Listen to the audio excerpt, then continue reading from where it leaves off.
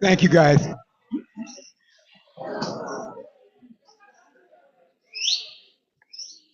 Damn. Thank you guys for sitting down and so we can get this started. Um, I'm going to give you a little overview of what the program's going to be about today. You can't hear me? Wow. The problem with doing that is never mind. What? Oh, okay. Okay. Okay. So the overview of the program is I'm gonna welcome you guys here. That's the first thing that's gonna happen. This next thing that's gonna happen is we're gonna have a featured speaker, a person that knew Tommy for a long time, was Tommy's best friend. Tommy loved him, and he talked about Dan all the time. So it might have been we might get confused by this, but the Dan he's talking about is Dan C. Don't get it twisted. anyway, anyway, and then we're going to go from that to the family members that want to speak. And we're going to have this big young man back here with the black cap walk around and hand you the mic as you want to speak when we get to the community talking. So anyway, so welcome you guys for coming. I really appreciate you being here. I was Tommy's sponsor for about 37 and a half years. You know,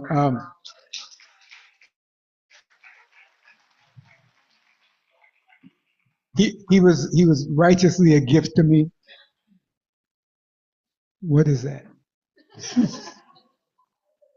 I get distracted easy. Okay. So and the one,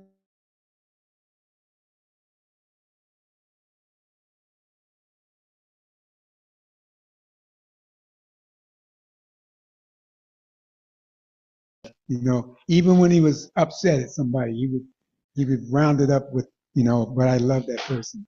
I love him. You know. So if you guys got a taste of that, you know who Tommy was and who his spirit is. Um, it's hard to talk about this, in front of everybody, but I think that for those of you that know him, you're understanding where I'm coming from with this. Um, I think that sometimes when we get in recovery, there are certain things we want to learn how to do, you know. And Tommy was a big person about wanting to know how to love folks. Even if somebody didn't like him, he wanted to know how to love them. And he practiced it and he worked on it all the time. And he had a lot of people that loved him in return. You can look around the room and see how many people are in there. I hope that I'm that blessed if I should pass, that a number of people will be coming and loving me while they're in the room, and talking about me. Hopefully well. Hopefully well. But that doesn't always happen. Sometimes we leave scars on people. I don't think Tommy left any scars on anybody in the room. You know, he only his whole job was to heal people. And that's what he did. Anyway, enough of my sentiments about Tommy. I'm going to call on Dan. I want you guys to give him a big applause because he's a good guy and he's got a great message.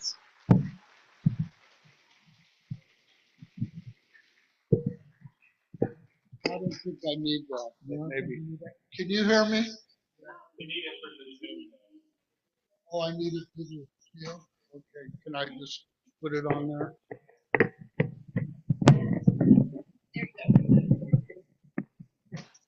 I'm Dan. I'm an alcoholic and an addict. Uh, Tom was my best friend. I'm not sad for Tom because Tom is where he wanted to be right now. We spent a lot of time together. I've known Tom since over 60 years. The first time I remember meeting him was in Pop Warner or Pee Wee football. He went to Milwaukee Junior High, and I went to Dale Lickus Junior High. And I remember that little fat pudgy kid on the Milwaukee team. He hadn't become Fat Rat yet, but he was still Tom. And and then we'd start to meet at the Victory Theater on Friday nights or Saturday nights. I don't know. Everybody in Milwaukee would go to the theater and make out with your girlfriends and just a bunch of horseplay. But you know, a couple nights I had dinner with Tom on the Tuesday before he passed, and he said to me during dinner, uh, he goes, Dan, we're in the last 2 minutes. And I said, Tom, no, we're not. We're in overtime. You know, because I know all the people my age, Tom's age, we're next. You know, every day that I'm on this earth is just another day. You know, that I enjoy. I'm in no hurry to go, believe me. But Tom, he went and he was ready. You know, he told me many times, you know, Dan, I'm ready to go. Ready to get rid of all the stress and the turmoil and the all the doctors and just all of that stuff. He was done with it, and so you know when he told me we were in the last 2 minutes, he was right because then on I don't know what day it was, October 4th or 5th, something like that. October 3rd, Nancy called me and she said, Dan, Tom's gone. And I went into shock. I didn't know what to say. I told Nancy, I don't know what to say. And she said, neither do I, you know, and that was it. Uh, I haven't talked to her until today. It was the first time since he's been gone. But here's how, you know, me and Tom's beliefs were not the same, but that didn't matter. Tom was so strong in what he believed, so strong. And that's why I know that he's where he was supposed to be right now. And he's probably looking down, seeing all of us here and just laughing his ass off, you know. And he'd be really happy to see this, really happy. Growing up, you know, we were in and out of each other's lives. He ran around with my 1 year younger brother than me, and they got in a lot of trouble, a lot of crimes, um, and through you know different phases of our lives, we always got back together. We always connected, and for a couple of years, me and Tom walked every day, and I live in Selwood, and he'd come over and we'd walk every day for 2 years, I think, straight. We walked, and it didn't matter if it was raining, snowing, or what, we did it, you know. And then as life went on, you know, he did what Tom does. He went and he started taking care of Nancy, and that kind of made it a little less time with him, you know. But he was doing what he knew he needed to do. He loved Nancy, and so uh, you know, I could tell so many stories about Tom. I know all of Tom's stories. You know, I mean, when you walk with somebody every day for over an hour, and they're doing all the talking, you've heard the same stories over and over and over. He'd say to me, he'd say to me, have you heard this one? And I'd go, yeah, I've heard that one. Every now and then, though, I would just go, no, I haven't heard that, Tom. Just to make him feel good so he could tell it over again. But Tom, he was just like that, you know. And so I don't know. I didn't really plan any like talk. I thought for the last over a month, every night, every morning, what am I going to say about Tom? All I can say is Tom was one of the nicest, happiest, funniest human beings to be around. And I love him. I love him still. I love him so much. And I miss him. But like I said in the beginning, Tom's where he wanted to be. And so I'm not sad. I was sad for a few days, but I'm not sad anymore. That doesn't mean I don't miss him. I think about him all the time. But we're all going to go sooner or later. Thank you.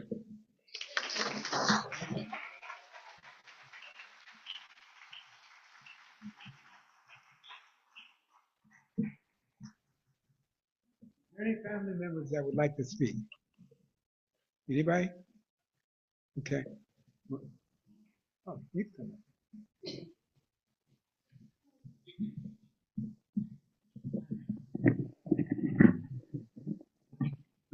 Hi, I'm Tom's sister, Patty. Hi. It's so nice to see this whole room full of people that love my brother. It's just amazing. And his family, his niece, his 3 nephews, his great nephew, and aunt and uncle, and cousins, and all these friends. So I just wanted to share that Tom and my sister Linda and I, we grew up really close. We were really close in age because Tom was born in 50, Linda was born in 51, and I was born in 52. So we were so close, and we always were there for each other, even as we got older. And Tom would always call on our birthday, Mother's Day, other holidays, or just to see, how are you guys doing, and how he would always make me feel better if I felt down. He had the right words to say. He comforted me.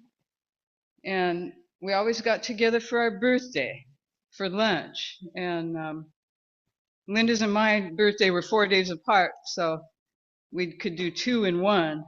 And it was really good. We kept it up over all the years. But there's one birthday that I'll never forget, and it was really special to me. And I was so young, I think I was hardly even old enough to remember. But Tom had found a $5 bill, and at that time, that was a lot of money. And he found it on the sidewalk. And he took that money and he bought me and Linda Mr. and Mrs. Potato Head for our birthday. And I thought, wow, I don't remember that, Linda. Of course you'd remember that. But anyway, it was so special to me thinking my big brother would take that money he found and buy me a gift, But that's the way he was. And he always, comforted me, and he was special to me. And on the day that he passed, my sister called, and I was just shocked. I was just, oh my God, I can't believe it. If I could only see him one more time, I said. And then Linda goes, no, don't start that now. And so that kind of jerked me back into not being upset at the moment, and then later in the day, I got upset again. And it was like a miracle. This truly happened. Tom came, his presence was with me, and he had his arm around me, and he said, it's okay, it's going to be okay. And it gave me such peace and comfort. And it really, really did happen. He was there. I just couldn't see him. I could feel him. And my cousin Tim said, Patty, he came to tell you goodbye. And then Aunt Norma, my godmother, told me, just hang on to that, So I know he's in a better place now, and he's happy. And so it's all good. So thank you.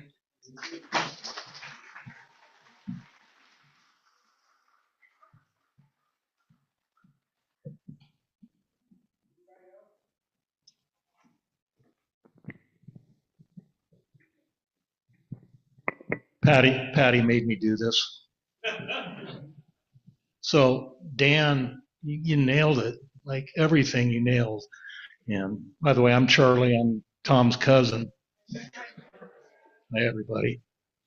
And I just was same as Dan. I didn't really have anything planned to say, but I knew I had to, or Patty was going to beat me up, or have her husband beat me up.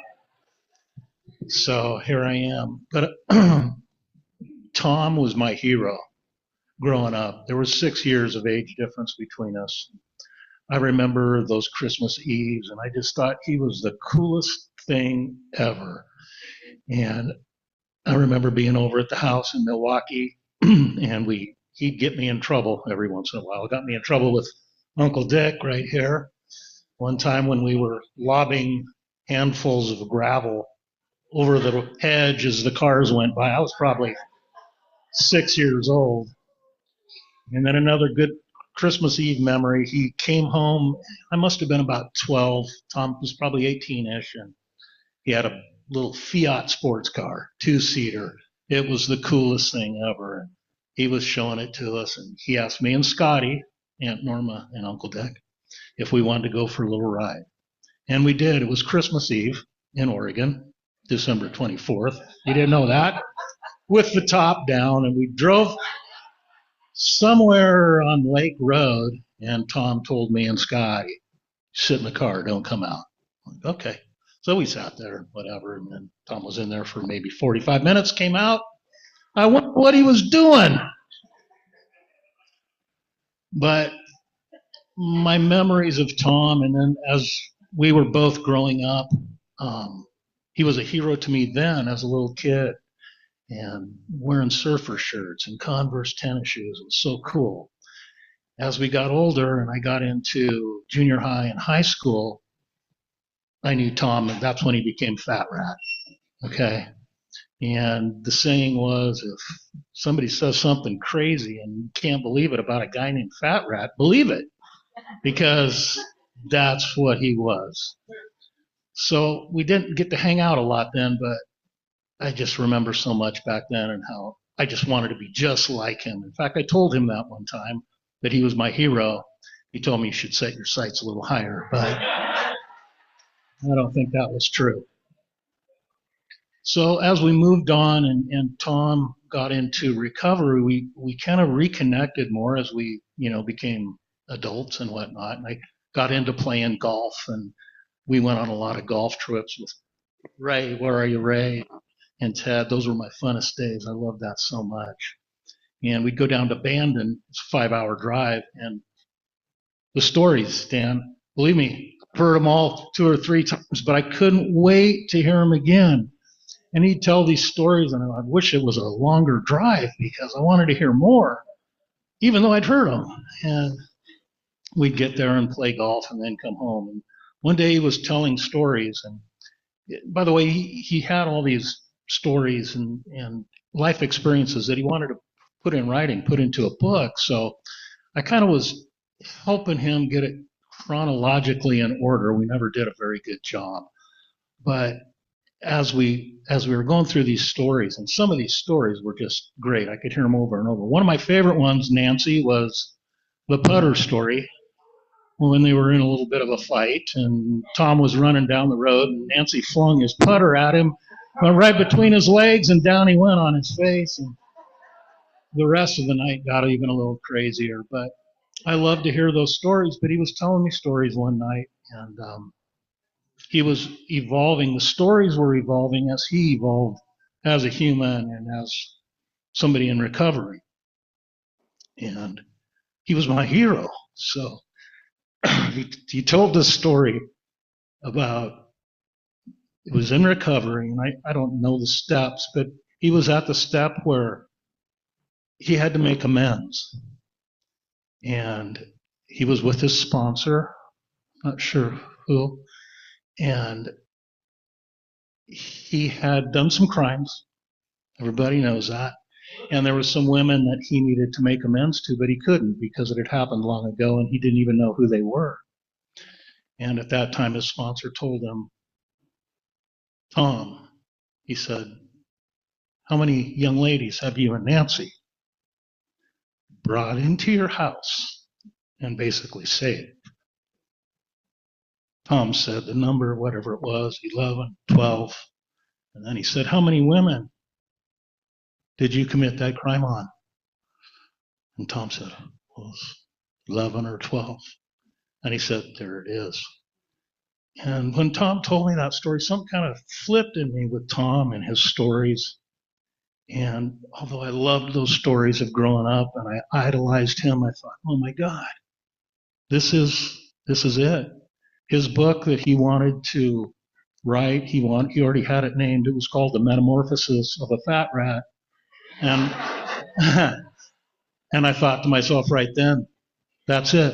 That's the metamorphosis of a fat rat. I love Tom. He's my hero. I'll miss him. Thank you.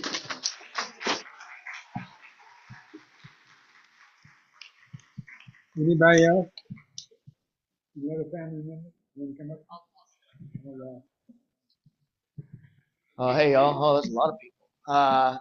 My name's Kurt. Thompson was my uncle. He was, I think we all know, just like a very kind-hearted, good man, gentle soul. I would call that. I was kind of. Anyway, I don't know. For me, I suppose it was holiday. See him the most, and he was always just a loving, uncle as anyone would, you would think, and. I always enjoyed his company and his presence, and like everybody says, he's got stories. You hear him over and over, and I think I even could tell you them at this point. But yeah, he was a good man. There was one time I was pretty young. I don't know how old I was, but he took me. I went to him and Nancy's for a night, and he took me golfing, of course, and to the driving range. I went to Lonnie Louie's, ate there, and it was kind of a fun night for me. It was just like something I, will always remember as a child and spending time with my uncle like that. And so he'll be missed. He did call me a few months ago out of the blue. I really probably haven't seen him in 5 years or maybe a few more. And it was good to talk to him. It was an unexpected call. It was unexpected. And I probably chatted with him about 30 minutes or so. And it was good. It was just good to catch up with him and hear his voice again and that. And yeah, so I suppose that's it. And thank you, everybody, for being here. I mean, we're all here because he's a good man and cared for all of us and cares for him.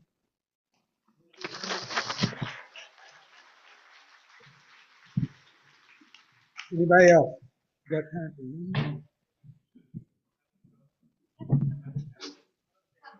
Oh, okay. Oh, okay.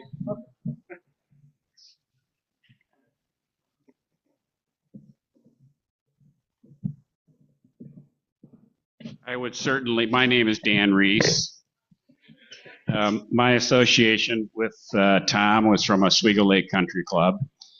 I've been a member out there for 42 years. I think my wife and I were some of the youngest members when we first joined. Now we're moving to the other end of the spectrum.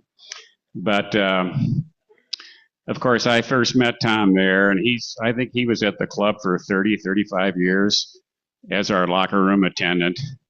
But believe me, he was much more than that to the members. He was just a good friend, and I echo everybody's words about his magnificent storytelling. And, he would be in his little place in the locker room as people would come in and out, to be running off for the first tee. He'd have a little pad of paper with showing all the leaders of the golf tournaments. He always was keeping all of us informed of who was winning the tournaments, and he'd have a little scratch pad. This guy's -6, this guy's -7. But beyond the relationship from just the club, we became pretty good friends on the golf course. I probably played a dozen rounds with Tom and learned a lot about the game from him. My greatest memory is he just was a remarkable putter. I mean, he played the whole game great, but he could really, really putt. So I would always try to exercise anytime I could to get a few, free pointers from Tom on how to putt. He was never shy about a good bet on the golf course. All you wanted to do was be his partner because he'd thump you if you weren't. But Tom was just a remarkable guy, fun-loving as mentioned before. I will really miss him. He was just just a good man and very much a giver, not a taker. I'll miss you, Tommy.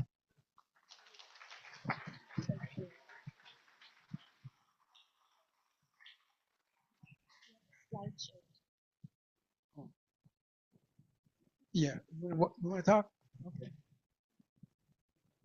We're also,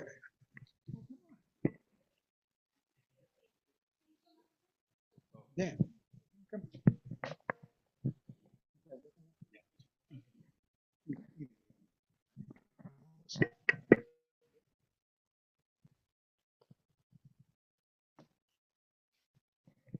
That guy smells good, man.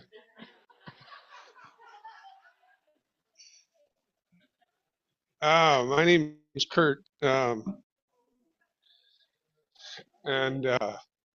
shoo, I wasn't going to get up here, but a friend of ours, Christoph, who knew Tom well, asked me to say something, and I was like, well, you just can't make it to Christoph's show, so you got to throw a little Kurt in there. So I'll tell two quick stories. I knew Tom for 10 months, I think. That's it. And my wife and I moved up here from Las Vegas. We spent 50 years in Las Vegas, and we've been up here about 6 years. And we started a meditation meeting on Monday night. Tom used to come to our meditation meeting, and there was a guy in Las Vegas. His name was Jerry, and he was a Tom. He was a Tom, and Jerry would hit the ball so straight every time. And if you're a golfer, you know how unique that is to be able to hit the ball straight. And I remember Jerry, he passed the cancer. And I remember Jerry, he'd get up there and we'd have some new person come and play golf with us, right? And because that's what Jerry did. He'd bring the new guys to the golf course and he'd hit one straight down the center. And he'd look at the new guy and he'd say, "Did you see where it went?" And the new guy would be like, "Yeah, it went straight down there." Every time. And Jerry used to draw an orange circle around his ball. And I draw an orange circle around my ball. For Jerry. Oh. And Jerry touched my heart, right? So when I go to the golf course, Jerry's right there with me. So Tom, that guy, you said it. We were supposed to get up after each other because Tom told me I'm the best putter. I'm the best putter. You could go to Lake Oswego golf course and ask them. They will tell you I am the best putter. And I had the privilege, no planning at all, to take Tom to lunch. I saw Tom at the meeting a couple of times, and I thought, this guy's special. I said, let's go to lunch. He said, I'd like that. So I took Tom to lunch, and it happened to be his 75th birthday. And I didn't know that. And he told me, and I said, well, this will be a memorable lunch. And he said, yeah, for you.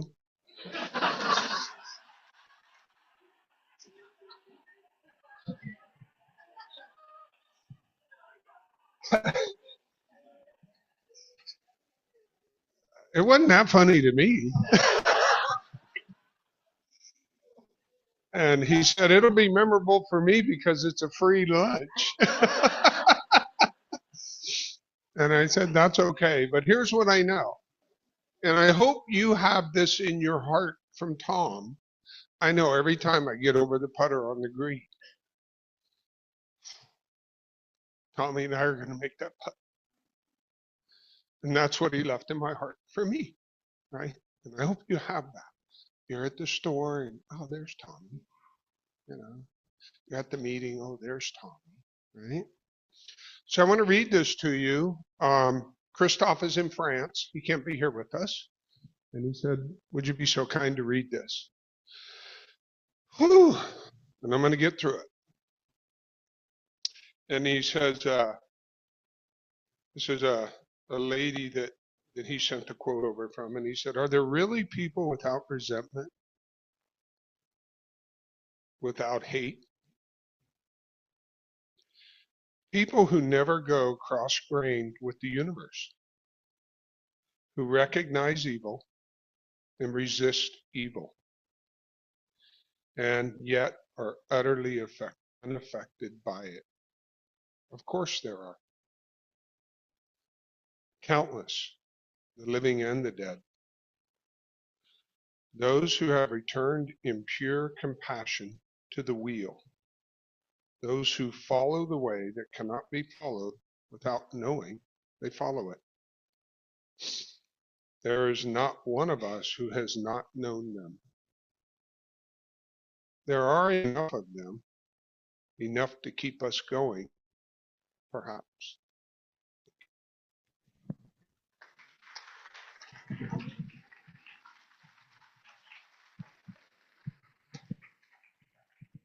So, come on. Absolutely.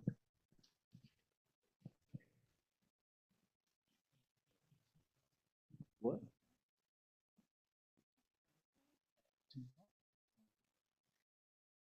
Yeah.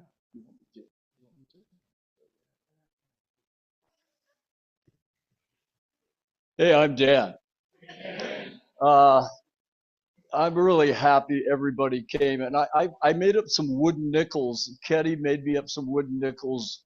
That's has Tom's favorite saying, and so if anybody wants one, I've got about 100 left. That you're all welcome to it.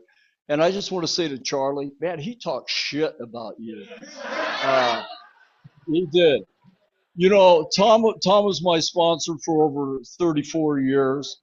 And I used to say, you know, one time I was really pissed off at him and I was new. And I called up Nancy, answered the phone. And I said, ah, fuck it, Tom. And she goes, shut the fuck up. You're lucky to have it. I go, okay. That was like, and I'm not going to apologize for my swearing. I never apologized to Tom. So, and I'm like Dan. I miss Tom, but I know that he's okay with where he's at. We started a spiritual journey years and years ago, about the same time. I went a little different from where that he went, but we always communicated. And I remember at times, like one time we were coming back from Ocean Shores, we had to give Jackie a ride. We made Jackie laugh so hard he almost peed his pants. And you know, and we and Tom were talking about it, and he goes, yeah, one good liar to the next, man. That's good. And it was, you know, I absolutely love Tom. We've traveled together, different countries. Even one time, and Tom, we really got to know each other. When he had the tuberculosis, I cleaned his house and did his dishes. And when he was going through the divorce with Nancy, I went through all the divorce with him. When I went through my divorce, he went through that with me. And he was the closest man that I've ever really had in my life, maybe other than my brothers. But, you know, I just want to say about Tom is that Tom could spin a good story like you all hear about. And when Tom and I would travel, I don't care if we were traveling to Joe and Betty's house in Idaho, we would not stop talking because I'm a good liar too. And you know, one time, you know, Sheila and I had the privilege of building houses in Mexico. And one time Tom came down, and anybody knows that you deal in Mexico, you know, like to get the permits, it's about mordita, it's about the bride, the bite. And so I go to this place to get this permit. Tom goes with me, and you know, and Tom speaks no Spanish other than taco. So I get there, and it's all about bribery. It's about bullshit, lying, everything. And so I pay the money, I get the briber, and he looks at me and he goes, you know, you're going to do an 8th and 9th step on that. And he goes, and in Spanish. So, you know, it's like, you know, he was, and we fought, you know, I mean, we fought. I thought he was so full of shit at times, you know, and I'm sure he thought the same thing of me. But I've worked the steps with him a number of times, the traditions. I've worked him out of different things. And like when I went to India to study, he would call me up and says, "Are they fucking tired of you yet?" Or not call me, he would text me because of the 12-hour difference. And then he would write, he goes, "Are you teaching them everything you know? Are you teaching them?" Because he knew me better than anybody. He knew me. He knew Dan for who Dan is. And I'll tell you, Dan is not important, but I was important to Tom. And Tom was important to me. And that's where the energy of this room right here is, because if you're here, Tom was important to you. I believe that. And that's the energy that I want to tap into. That's where the love comes, because on those things where it says it's all about the love, baby, it is. I used to think he was so fucking airy fairy, that he'd swallowed fairy tale books, you know.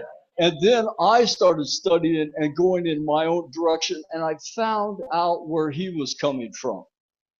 And he's coming from the heart, you know. And I just want to say I will sorely miss him. And when I got here, I had 3 feet of hair, and I had this guy that I was locked up with that I wanted to be my sponsor, and he goes, "No, man." He goes, "I'm not going to be your sponsor." And when you look for a sponsor, do not pick anybody that looks like you. So I go to the Hope group because I'm listening to Tom, and here's Tom wearing an alligator shirt. He's got a big belly, and he's wearing polyester pants. Not anybody I'd hang out with. I mean, even if they gave me money. But I asked Tom to be my sponsor, and man, I got to tell you, it was one of the best decisions of my life, because Tom was a bullshitter, but Tom had good information about staying clean, about changing the direction of my life. And plus he had pretty cool friends. He introduced me. This is what I learned from Tom. When I go into a meeting, and if I have a sponsee or a friend with me, I introduce that person to everybody I know. And that's what Tom did for me. And that's where the connection that I have today come from Tom Stevens.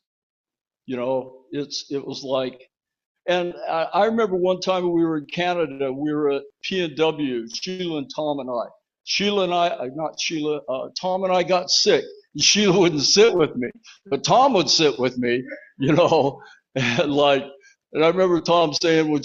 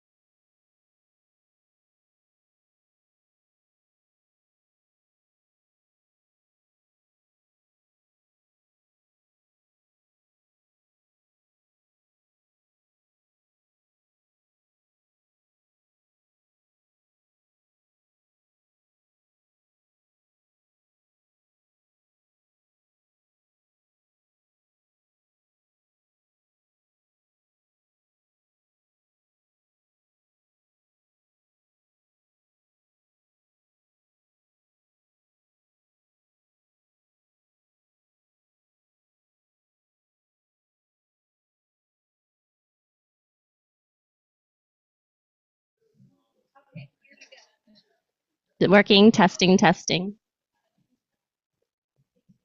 Testing, testing. Good.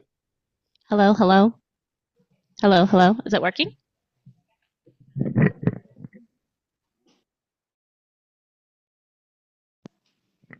Mic check, mic check. Mic check, mic check. It's getting signal here. 5 and 6. It's on 5 and 6. Oh, there you go.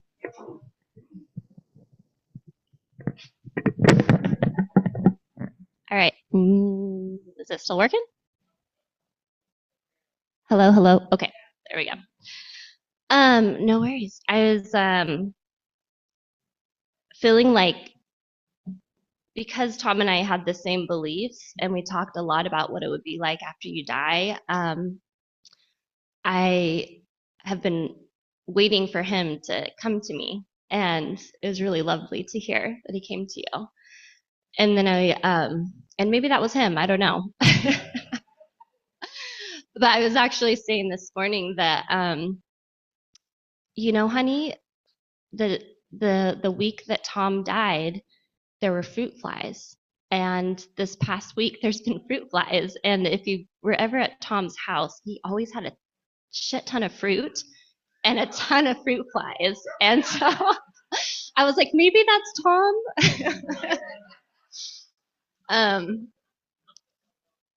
So the meditation group, and that was amazing. But then what ended up happening was we started to have a really close connection, and before we knew it, we were going to coffee. And I want to say for 5 or 6 years, we went to coffee every week, and we would talk for hours every single week and go to meetings together, and we would talk about the woo-woo stuff, and we would talk about love, and that this was the illusion.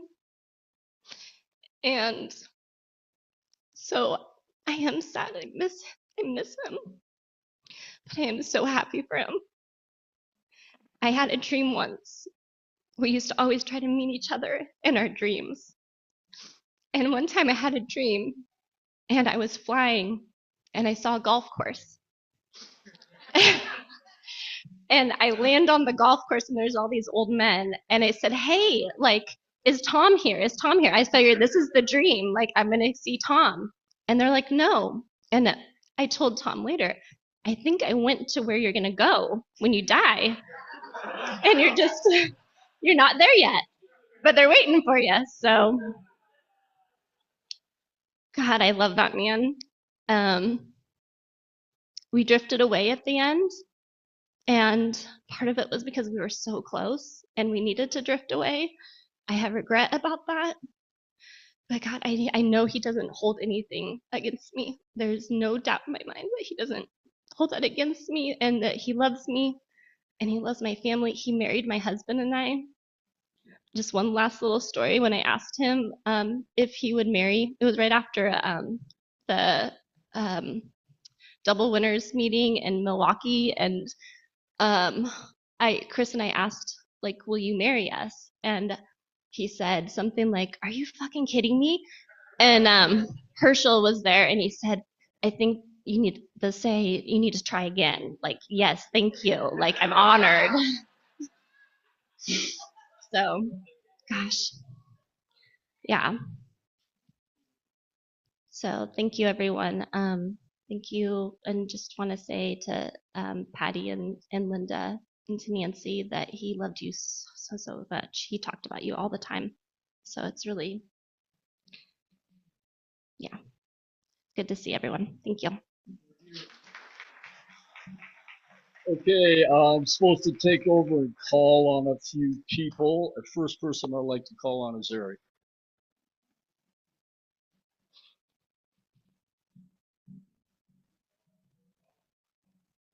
My name's Eric. Tom was my sponsor for 22 years, and my sponsor. This guy. kind of caught me off guard. I didn't even think I was going to get up here. I didn't. Call him Nancy. I forgot. So Tom was the greatest role model of my life. He was like a father figure to me. He listened to me and he accepted me for who I was, which I couldn't even do at the time. He loved me. He showed me how to love. I'm not going to tell any stories because there's lots of better people to tell stories. But what I can say is that I'm really grateful that I got to be a part of Tom's life, and I will never forget him. And I would like to thank everybody for coming and thank Dan and Kara and all the people that put effort into this to make this happen, because this would mean so much to Tom. I know he's here. I feel him. And it's all about the love, baby. So Nancy with a show.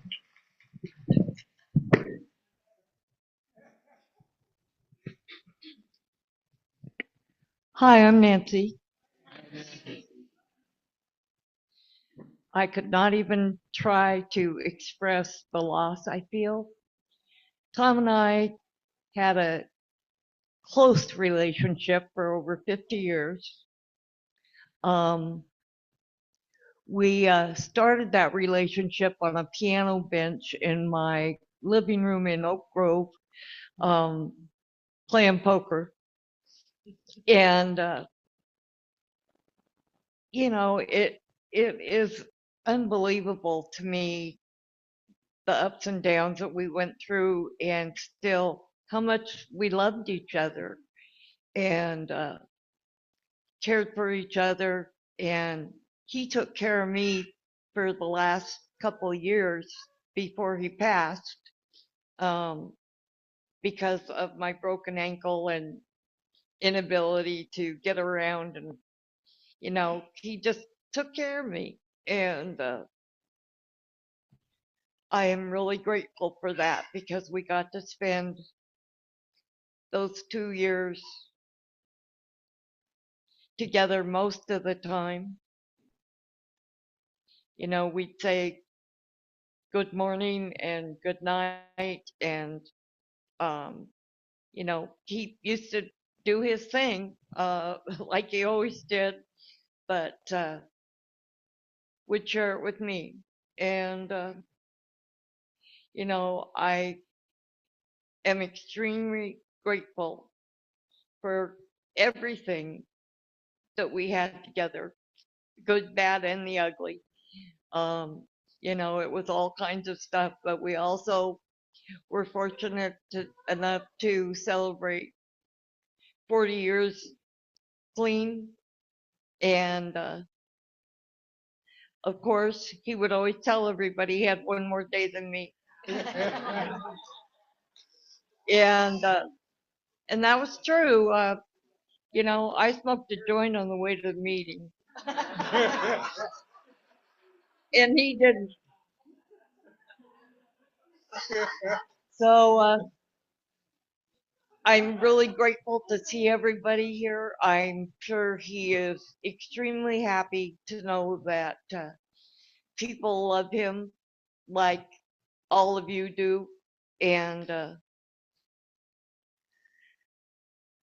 I can't even express the extreme loss that I've had. You know, we knew each other close for over 50 years. And it started on a piano bench playing poker in my front room.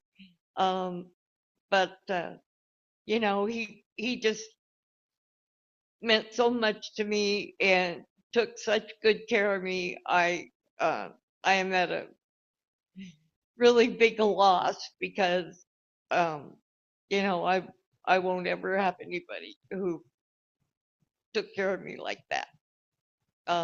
But I want to thank all of you. He would be extremely happy to know that you're here. and that there's so much love. So thank you.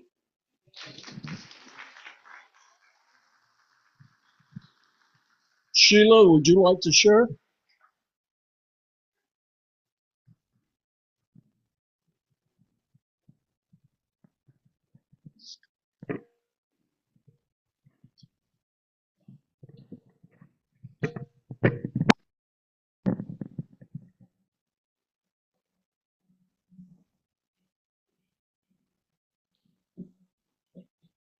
Hi, I'm Sheila. I'm an addict. Okay, well, first off, Eric made Tom a YouTube channel, and yep, Tom would love to know that he's a YouTube star now. So if you didn't see that, there's a QR code when you first come in. I already, opened it up, and there's probably like 10 or 12 of his speaker meetings. And so, yeah, no worries. There's so many things I could say about Tom. I'm just going to take a deep breath here first.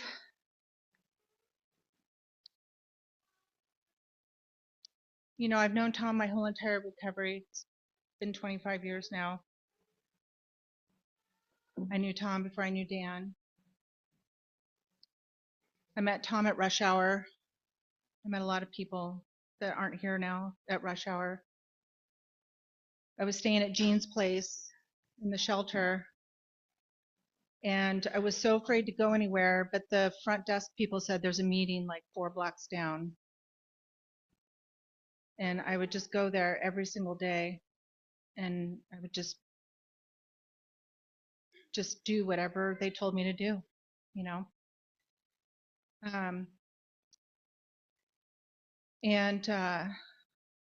Tom, of course, I knew Tom really well because, he and Dan were best friends, and, was Dan's sponsor. And there were times where I would say to Tom, is he working his steps?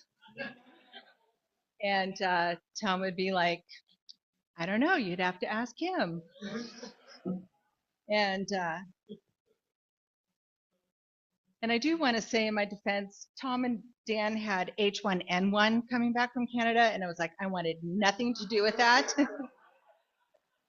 So I was like, you two sit together, I'll be over here. But we had so many fun times, we had fun times, Happy Valley, Ocean Shores, Yachats, Canada, so many places. But the one thing that Tom gave me, that he gave me Al-Anon. I know a lot of you aren't in the program, but he took me to, I heard somebody, I think, refer to the same meeting. It's on Thursday nights in Milwaukee. And everything changed from there. And, I just was able to, I think, see myself the way that Tom saw me. It was no fault of, I think Nancy and I, and there's probably other people in this room, Nancy and I had a lot in common in the fact that it's really sometimes hard to be the partner of such big people in the program, and to be Dan's girlfriend, to be Dan's partner, to be, and so really had a hard time finding myself. And that's not because of Dan, that was because I needed to be able to see me for who I was. So Tom would go to this double winter meeting with me, and we'd share. A couple of times we shared the meeting together. A lot of times that meeting, couples share the meeting, but I asked him one time if he would share the meeting with me, and he said absolutely. And so, I've been in California for a couple of years now. Tom and I had birthdays very close to each other, and he would always text me on my birthday. And I think the thing that I'm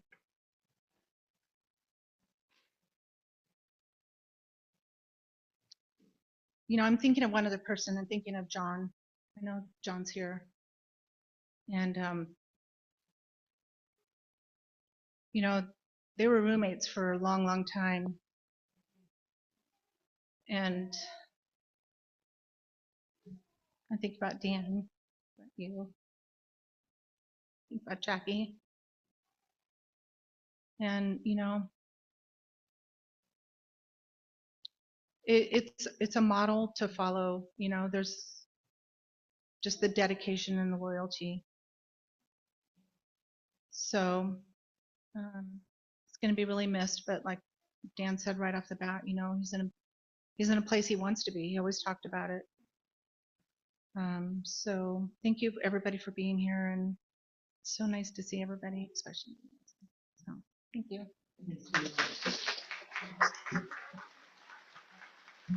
Where's Doc at? Come on up here, John.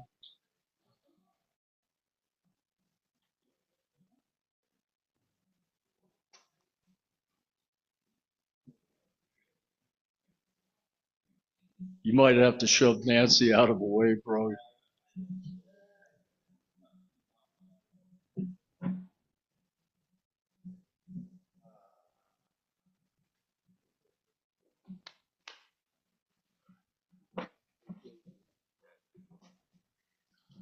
I'm John, alcoholic. Anybody wonder why this shirt is a little large? I picked the hat out today too, and just to honor that man. And I'm in my second attempt to stay clean and sober, and both times that I got back in the program, Tom was the one I turned to, and led me into the rooms. Didn't work the first time because I was too fucking stubborn and thought I could do it on my own. But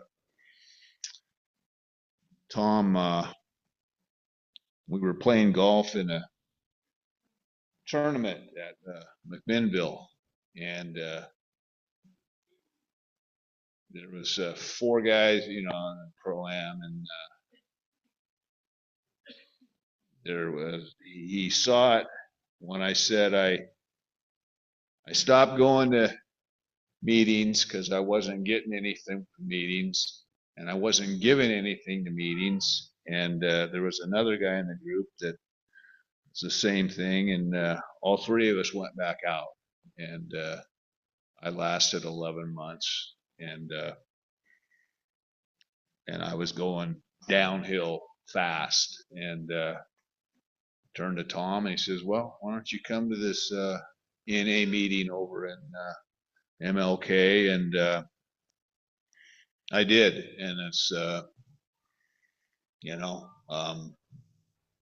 it was an honor to have him living with me when we went down to Reedsport where I grew up, and my mom had recently passed, and we were playing in some tournament, and I said, Tom, I want you to stay in my mom's room.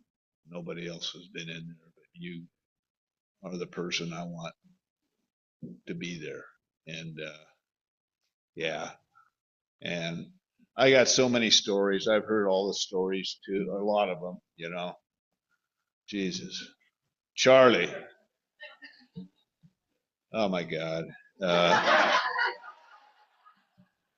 Yeah, there's been enough stories, but I love that man, and I miss him dearly, and I just keep waiting for him to walk back in the door, and it was just he was truly the best roommate downstairs. A lot of people didn't even know I had a roommate. You know, he was a evening guy. I was a morning guy. Sometimes we'd go 3-4 months not even see each other. And but yeah, I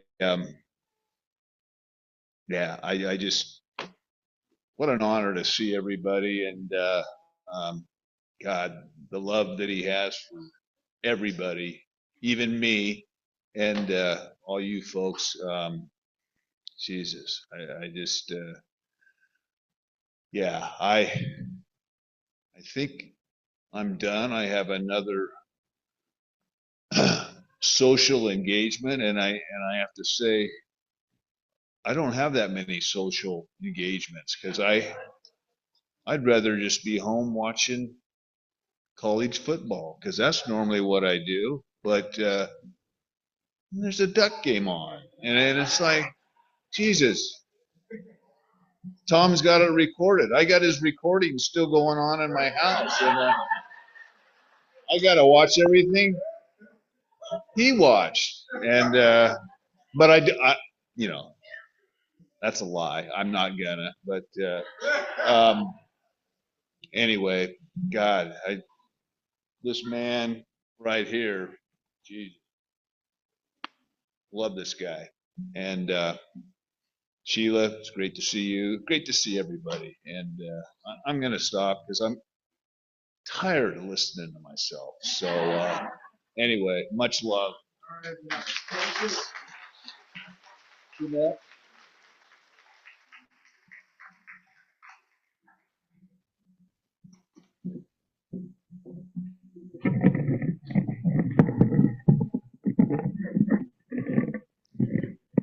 I'm Jeanette, and I'm an addict. I loved Tom so much. We were together about 4.5 years, and I was in therapy for a long time behind my PTSD and traumatic stuff that happened to me as a child and out there on the streets because I lived under the bridges in downtown Portland.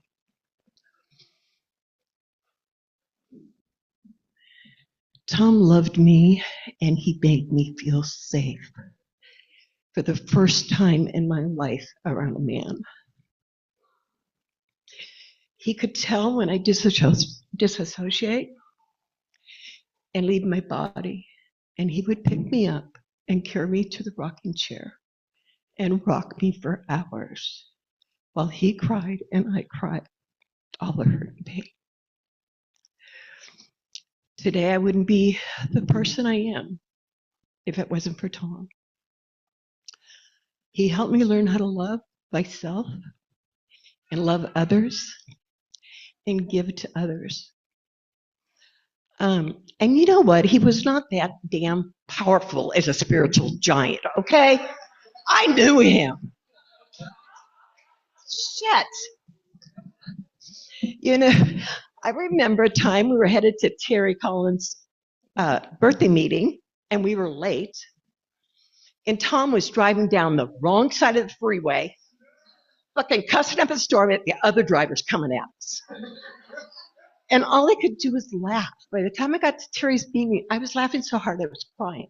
And he looked at me and said, "What's wrong with you?" I said, "You are not no spiritual giant." You know, but he was. He was. That man was full of love. And I'm so, so grateful that he was in my life when he was. I believe he's in a better place, and I think he loves where he's at. I had the amazing gift of the night before he died. He came to me in my dreams. And he picked me up and hugged me and called me. He always called me his baby girl. And hugged me and said, "It's all going to be okay." And then Dan called me next morning. And I already knew. I knew in my heart that that's what happened. Anyway, I am so, so grateful to see so many people here that I haven't even seen in years. It's good to see you. because I was invited to all the family gatherings back then, and they made me feel a part of them too. My grandson wanted to be here. He was kind of Tom's sponsor, or Tom was his sponsor. He recently got into recovery, and my grandson James would come to meetings when he was little. And one time he was like, "Grandma, how come I can't get a keychain? I've never gotten loaded." So Tom brought him up to get a keychain of multiple years. And Tom was there for his 1 year clean. Anyway, that's enough out of me. Thank you.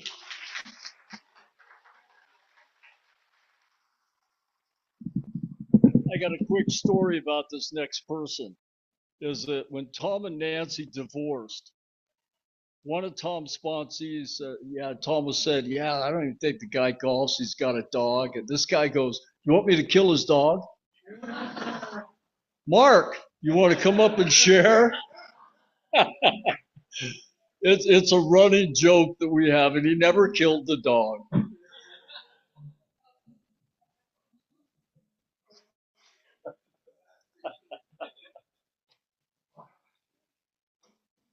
Hello. Yeah, I didn't kill the dog. The dog's alive. No, the dog died and natural causes. And so did Terry, natural causes. We all know stories of Tom. We're all here because of Tom and how he treated us all. He met me right where I was at when I got here. I didn't come in on a winning streak, okay? And my mind was broken really bad, and I didn't realize how far I was off center. And the thing about Tom is he always made me feel like the most important person in the room. And he would always introduce me to people like Dan and Eric, and he plugged me in.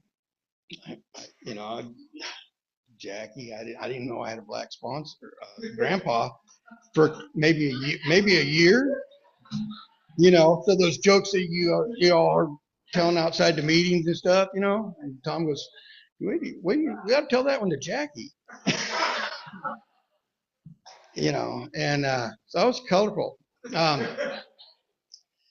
And Tom always loved me no matter what. Even things that I would discuss to myself, Tom loved me anyways. He met me on the ground where I was at, and he just like, I'm so grateful for Nancy that I thought I was supposed to hate people that when they got divorced. I didn't know any better. I thought you're supposed to hate the other side. So that's where that all came from. And then I found out Nancy really loved him, and the things that she did after they divorced, the gifts that she gave him were dreams of Tom's, like to go golf in Pebble Beach. She had bought him a trip 2 years before, so she said, "Why waste it?" And she showed me, and Tom, they both showed me about love, real love. And Tom passed exercising that love towards Nancy, taking care of the people he loved. And we had some good times in the last few years. We talked about death about 5 years ago, maybe 10 years back. And I said, "God, what's going to happen when you go?" And he goes, "Fuck, you're not ready, Mark." He told me when I asked about dating, because the newcomers and all that stuff, he said, "I don't want you dating for 5 years." So that was quite a few years ago now, and Tom actually married me and my wife, and that was about 8 years ago. In April, I think it'd be 8 years, and Tom married us, backing out of the driveway and he's late to my wedding, so I'm freaking out. Tom goes, "I got here." She's like, "I ran over a guy in a wheelchair. Couldn't help it." No kidding. You can't make it up. And so I miss Tom. The other day I was coming home from work. I was going to tell him this great story, and I grabbed my phone, and that's you know what I mean. I love that guy. And he was the best. That's enough of him.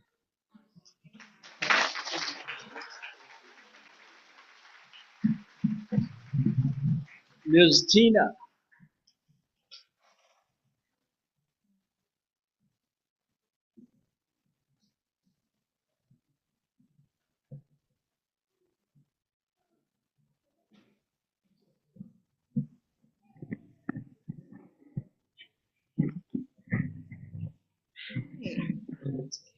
I'm an addict named Tina. Whoa. Yeah. Wow. There's a lot of people in here. Thank you for asking me to come up here, Danny. Just like everybody else, everybody had a unique story with Tom. And I moved to Portland in 2009 after a divorce. And I was broken. And I got invited by somebody else to Tom's meditation, right? And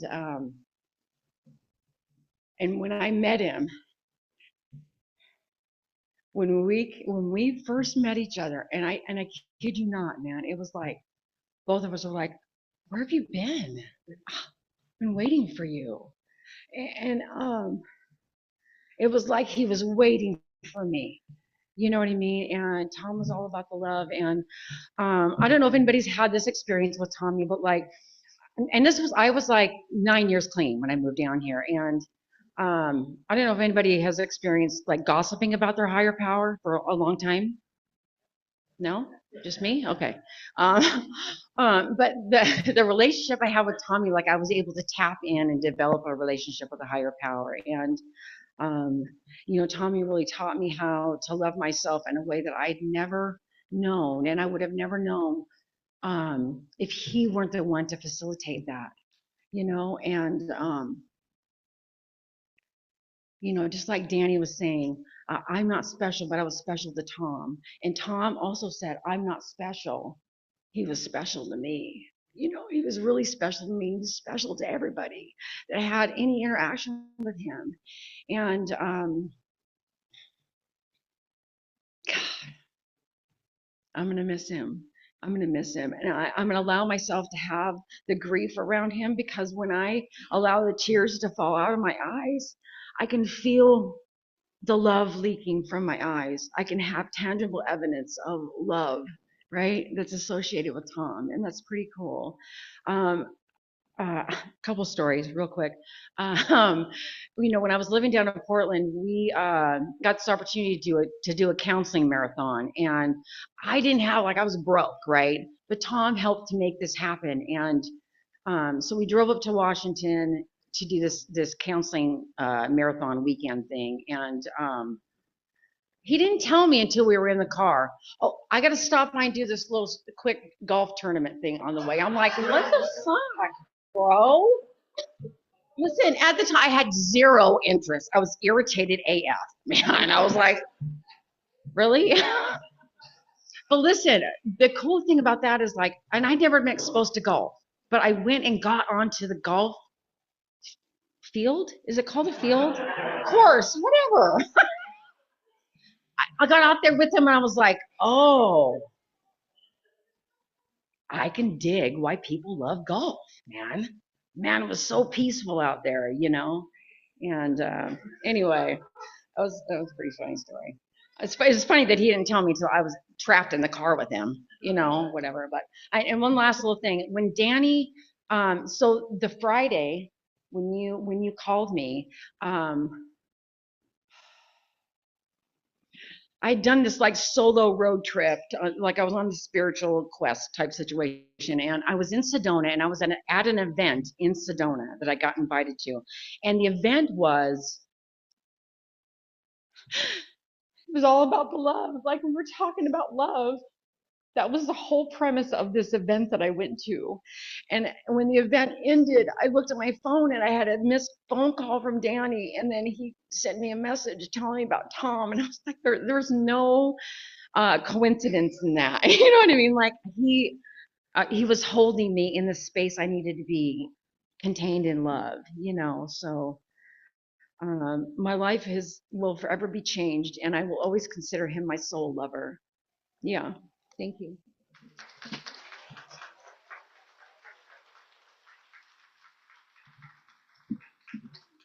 Pam?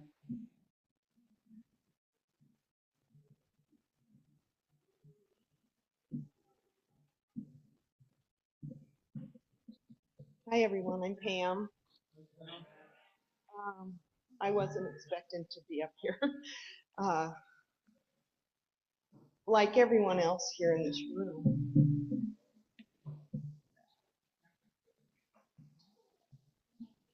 I love Tom, and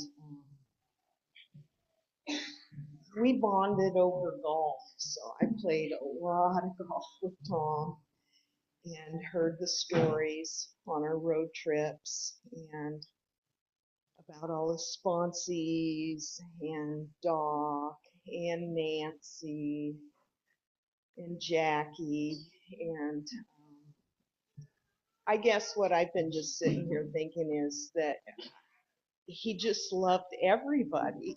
He loved everyone, and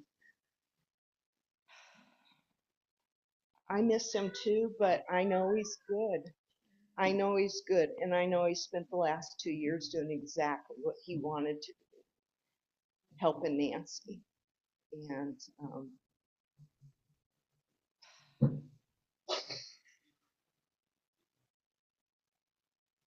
I don't have words. I'm just really glad to be here, and I'm so grateful to have known Tom like I did. And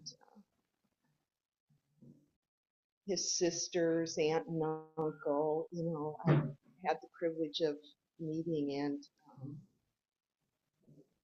he's one of a kind as far as I know. I've never known anyone else quite like Tom. And,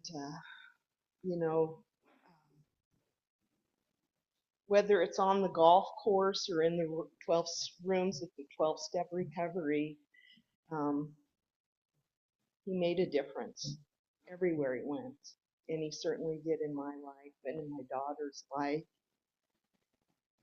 So glad to be here to share with everyone today. Thank you.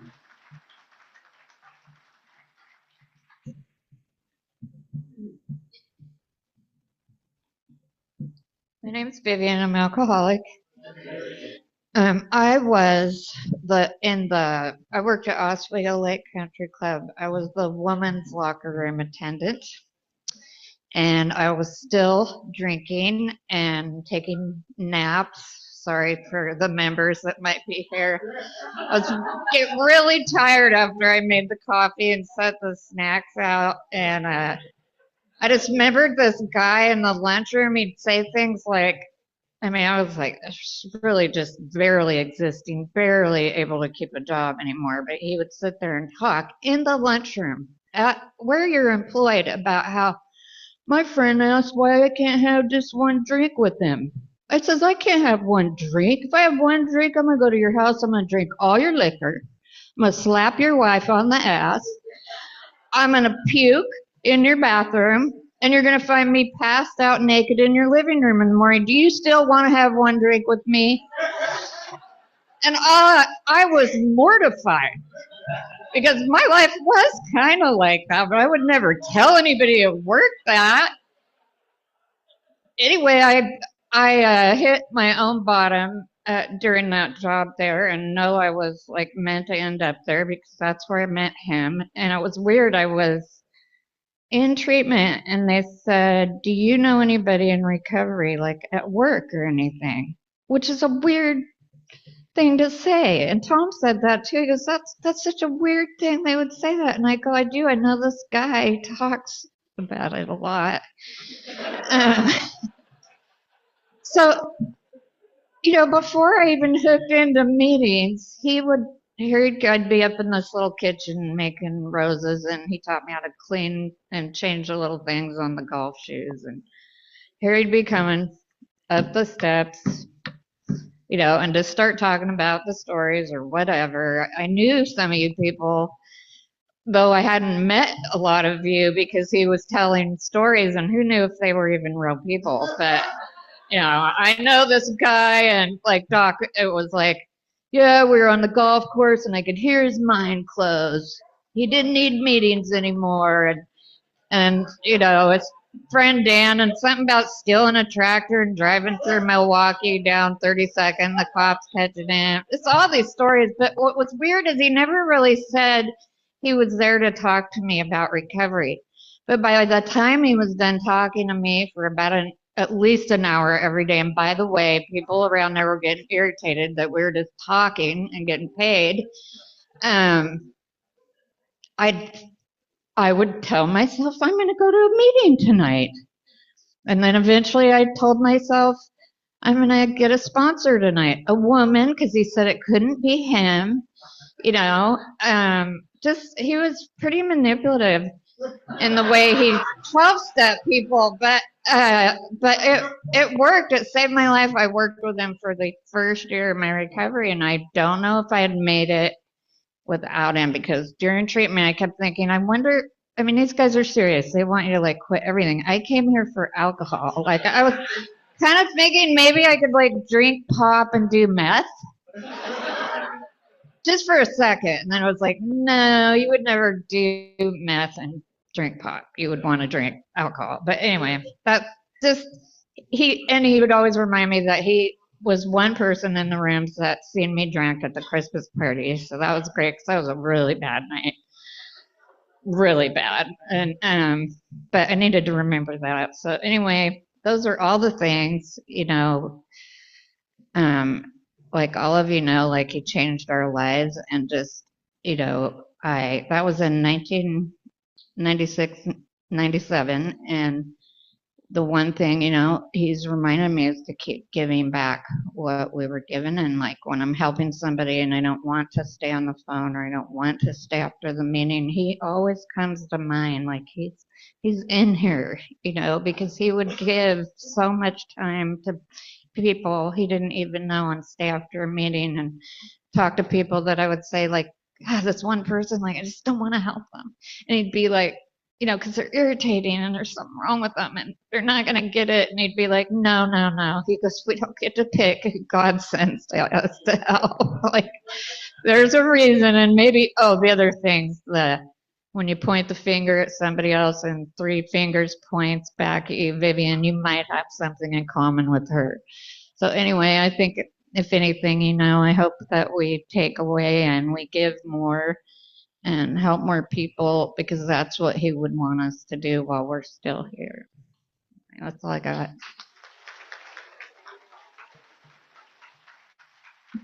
Aaron from Seattle. Is Aaron still, isn't this his name, Aaron? Yeah, where's Aaron? Oh, there we are. Pardon me?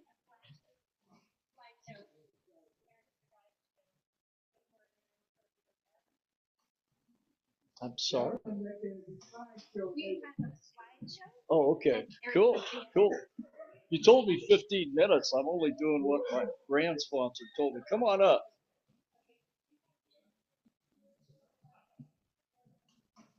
Pardon me?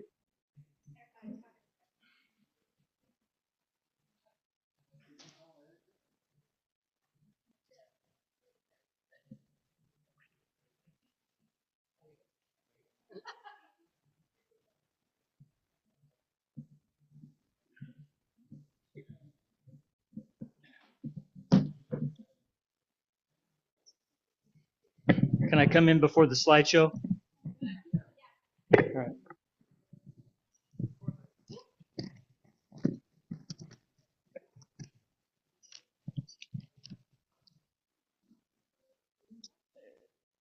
Tommy, I wrote this for you. I'm writing this to you to say thank you and to say goodbye. Thank you for being an example of what recovery is all about. Dr. Bob Smith, AA's co-founder, said in his farewell talk the following: our 12 steps, when simmered down to the last, resolve themselves into the words love and service. I think that describes you, Tommy. Service you did for so many people, most of the people in this room. Service you did until the day you died. Love, another centered love that you gifted in your own authentic way. At my birthday meeting a year and a half ago, you said, Ryan and I love each other. And sometimes that freaks me out. It freaked me out too, Tommy. I felt it every time we connected. I feel it now.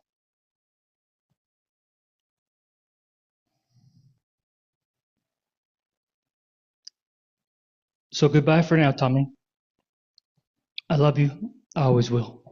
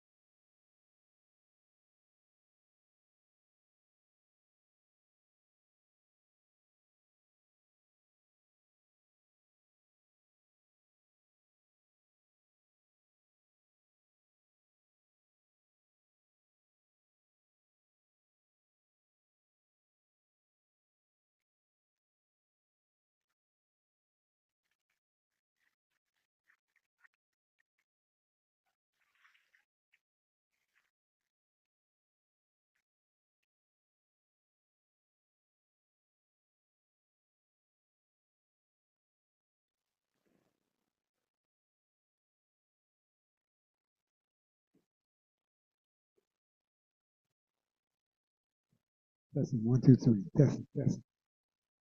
Can you hear me? Can you hear me? Testing, 1, 2, 3. Okay.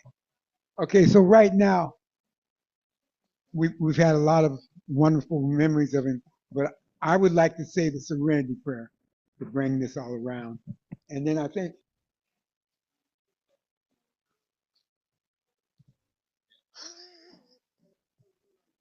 you're going to do it.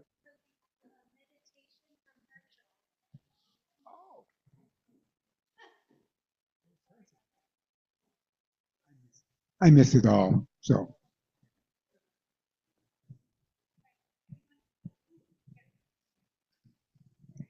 Hey, everybody. Tom was a big believer in meditation, and he hosted a lot of meditations at his group. That's how I got to know him really well. He also has a really good friend, Herschel Yadovitz, who couldn't be here today. He's in Australia. He's a famous guitarist, and he played this song particularly for Tom's memorial today. So this is Herschel Yadovitz playing guitar.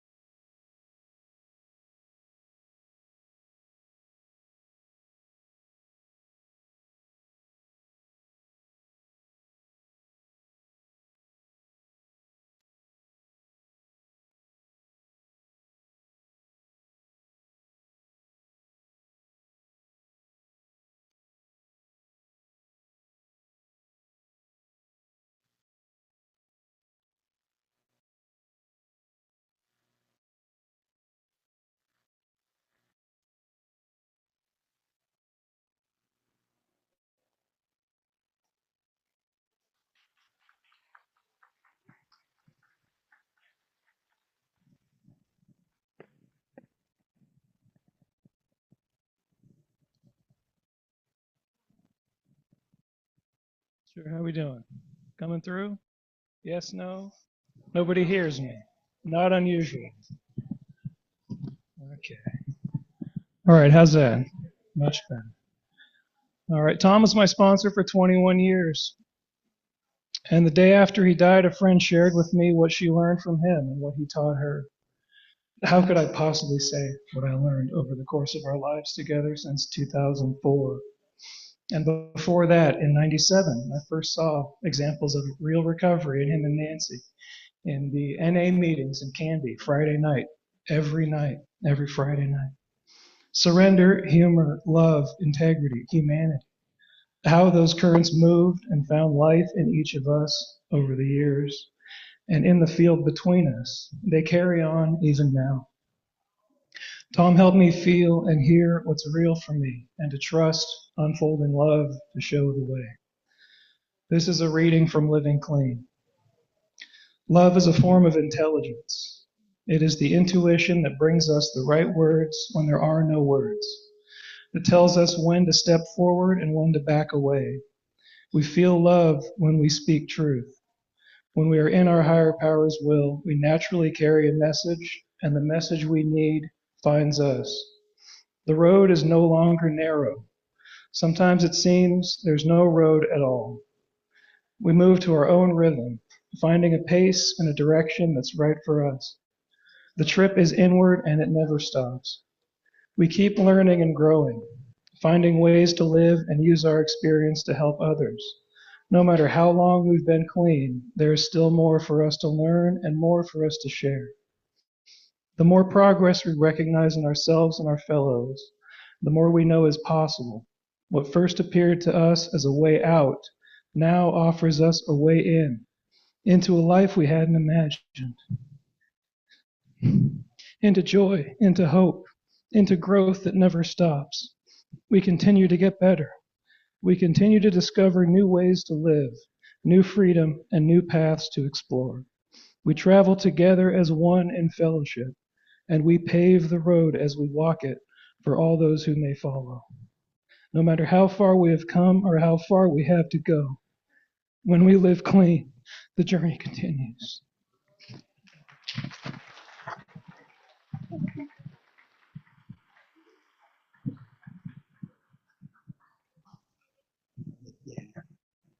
Okay, we're going to close this up a little bit. I want to say the serenity prayer.